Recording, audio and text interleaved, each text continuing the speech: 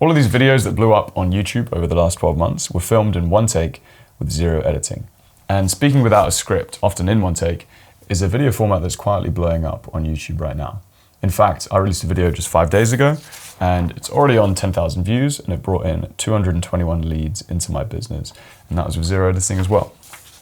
So in this video, I want to share why I think this format is working so well right now, the advantages of not editing your videos other than the obvious one of just saving you time, and how you can do the same. So the first thing when it comes to one-take videos is they provide a sort of live effect. When you go and see your favorite bands live, it's way more electrifying being there than just listening to their perfect, polished records. And the reason for this is partly because you know that they might mess up.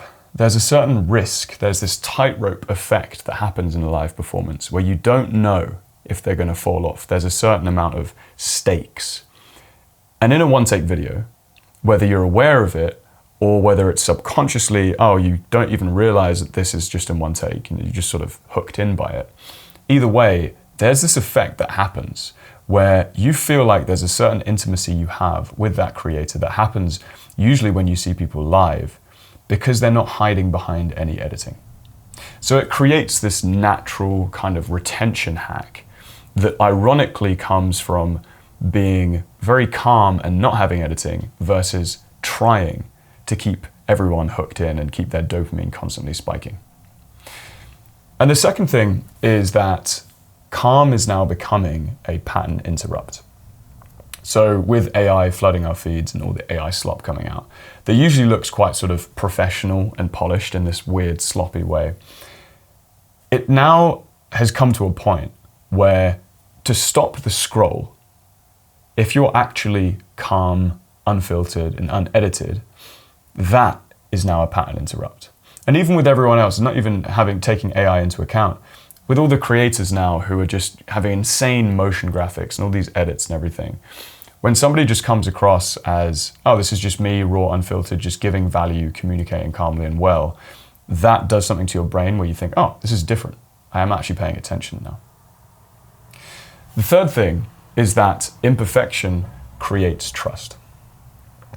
And so if you're speaking in a video, speaking one take, having zero editing, you're going to make mistakes, whether they are happening internally and you just keep talking through them, or if you literally fuck up, say something stupid, and then go back and have to keep going.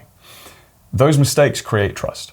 And there's a certain formula that comes from, I believe it's Robert Cialdini's 7 principles of influence.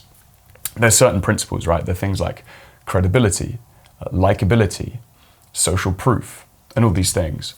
And a lot of the time, creators on YouTube, they focus on having loads of credibility, so being super credible, and having lots of social proof. Look at all these people who follow me, look at all these people who buy my stuff and say it's great, etc., etc.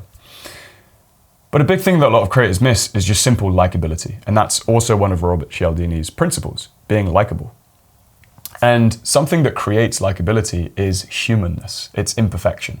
It's quite hard to be likable when your videos are so edited that it doesn't really let any of your humanity out. And you almost have to create like script moments of humor or script in moments of raw humanness, which kind of defeats the whole point of it. And so imperfection here creates quite a lot of the trust that you might be missing in your personal brand. The next thing is there's a certain human rhythm that comes when you speak without editing. So when you edit a video, and any sort of advanced editor will know this, you're looking to create a certain rhythm. You're looking to create moments of speed, moments of intensity, moments of calm. And this is even within like an infotainment video, right? Even just a talking head video, you're looking to create a certain rhythm. And you'll use the editing to bring a point to a climax when you're about to drop an epiphany, or you use editing to create a sort of tension when you're talking about something serious. When it comes to one-take videos and having no editing, the rhythm of the video comes from your human speaking. And so the human, you, are in control of the rhythm of the video. You're also in control of how the audience is feeling. And you start getting this sense, even when you're talking to camera, of knowing that where the audience is in your video. So knowing, are they following me right now? Okay, they're probably not. Maybe I'm gonna have to go into a point more deeply or explain it with an analogy in the moment in a way that I hadn't even planned before. And you sort of get this sense of, if I was listening to myself, where would I be? Would I have to go back into a point that I made before? Am I gonna have to create more context? And with that, you can also start being more in control of the audience's emotions. So through your speaking, you can speed up and you can start creating moments of excitement where things start coming to a climax and things start feeling exciting, like you're having an epiphany right here in the moment. Or you can slow things down and get raw, serious, and leave pauses. Essentially, the quality of the video shifts from production quality in editing and shot and cinematography to communication quality. And this creates a sort of truth serum effect that is often subconscious when an audience watches a one-take video, which is, okay, if this person's talking about this quite coherently in one take, the idea must have legs, right? And that's because it's very hard to make a coherent one-take video on an idea that's kind of wishy-washy and a bit fluffy. Like you can use editing to cover that up and just to keep people like in this sort of daze of, oh, look at all this text and sound effects. But if you speak without any editing, you have to have a clear idea, a clear beginning, a clear end, a clear value proposition for why your audience is watching this video in the first place. And that creates this truth serum effect where it's like distilled. And if you have an idea that doesn't really have legs, when you start distilling it down, it kind of falls apart. And you think, well, maybe this video isn't actually worth making in the first place. And just by that principle, you can usually only make one-take videos about ideas that really stand. And so in the planning of your videos, knowing that they're going to be one take, it's almost like this filter to make sure you only talk about great ideas in the first place. And from a viewer perspective, when somebody's watching a one-take video, they have that in mind. That, oh, if this person's talking raw, uncut, then this idea probably must be good.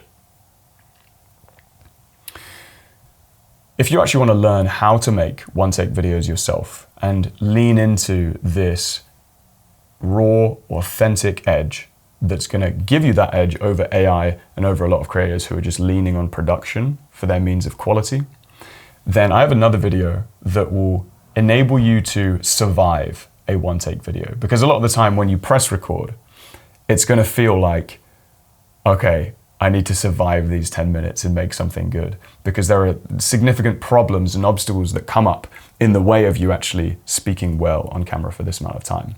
And so if you want to watch that video next, it's this video right here, and it will guide you through those 3 main problems that come up and give you 3 key solutions that will get you making one-take videos that actually bring in views, leads, and sales into your business.